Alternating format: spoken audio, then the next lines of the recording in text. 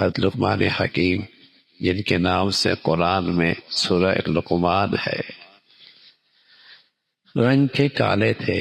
ہونٹ موٹے موٹے تھے، اور ابتدائی دور میں بکریاں چرایا کرتے تھے۔ تو ان پہ ایک پرانا ملنے والا جو زمانے بعد ملا، اس نے کہا لقمان تو وہی نہیں ہو، ہم بکریاں چرایا کرتے تھے اور تمہاری یہ کیفیت اور یہ حالت ہوا کرتی تھی، یہ عزت، یہ مقام، یہ کیسے ملا؟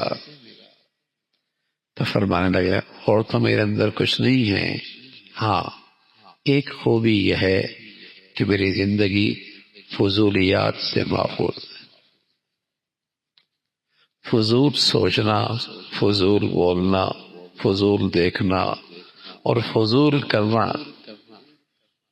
اس لیے پیارے نبی فرمایا کرتے تھے صلی اللہ علیہ وسلم، من حسن اسلام المرء ترکہ ما لا یعنی،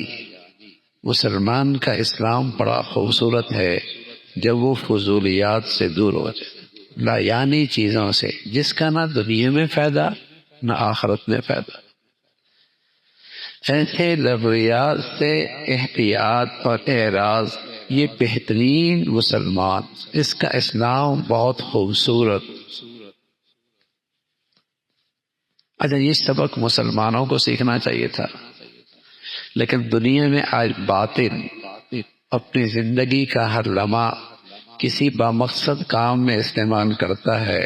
اور جو جہان کے لغویات ہیں وہ مسلمان معاشرے میں،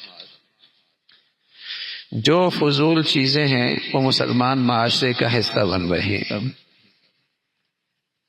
کسی کام کا نہیں، وہ مسلمان اس میں لگا ہوا۔ حالانکہ ان کا دین تو یہ کہہ رہا، مسلمانوں کا دین تو یہ کہہ رہا کہ مسلمان کا ہر لمحہ کسی مقصد کا، چاہے وہ دنیا ہی کیوں نہ ہو، مزدوری کر رہا ہے، محنت کر رہا ہے، ہنر سیکھ رہا ہے، کمال سیکھ رہا ہے، اپنی طرف خوبی پیدا کر رہا ہے، لیکن کسی مقصد کے تحت تو اس کا رات دن گزرے اور اس کی زندگی کی گھڑیاں گزریں۔